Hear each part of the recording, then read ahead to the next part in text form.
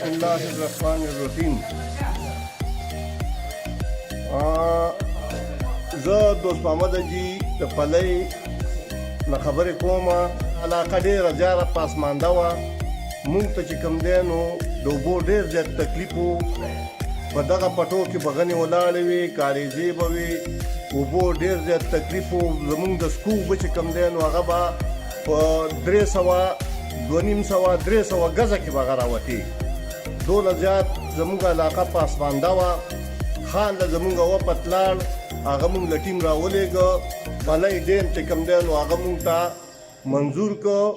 په هغې باندې کار شروع شو، وزیر داخله شو. په هغې کې بیا موږ لاړو، هغه بند کار چې کوم دی د موږ له آزاد کړ. هغه ډیم موږ ته وشو او زموږ په هغې باندې 6,000 جریب ځمکه د هغې نه خړو شوه چې هغه ځمکو به هېڅ هم نه کول. کاریزې به ولاړې وې، غنې به ولاړې وې.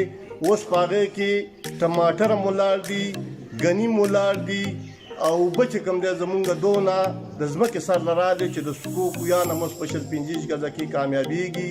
هر یو سړی چې کوم ځای کې دغه یي ځان له اوبه خورې دغه کوي. مونږ د شیرپاو خان ډېره زیاته شکریه ادا کوو. خلکو 800 میټره 900 میټره لرې اوبه زنانو په سر راوړلې یا پټي. داسې خو به د خلکو سوچ هم نو چېرې مطلب دلته به داسې آبادي کېږي او مطلب یو فصل به کېږي. وشکر الحمدلله د 96 نه پس یا د 97 نه پس چې زموږ په پلۍ کلي کې چې کوم ډیم جوړ شوی دی د هغې دا فایدې دي چې مطلب اوبه شکر الحمدلله د اوبه د ځمکې سر ته راوختلې. د څښلو چې کومې مسلې وي هغه خدای پاک د دې پلۍ د ډیمه په برکت سره ختمې کړې.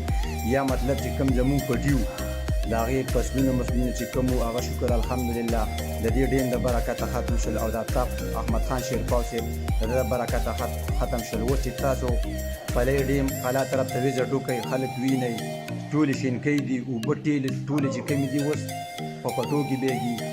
بل د څښلو اوبه چې کوم کویان مویان دي تقریبا 110-120 فیټ چې کم دی اوبو سر ته د ځمکې سر ته راختې دي. د څښلو مسلې ختمې شوې، د فصلونو مسلې ختمې شوې. دا د چا د برکته؟ دا د آفتاب احمد خان شیرپاو صاحب د برکت.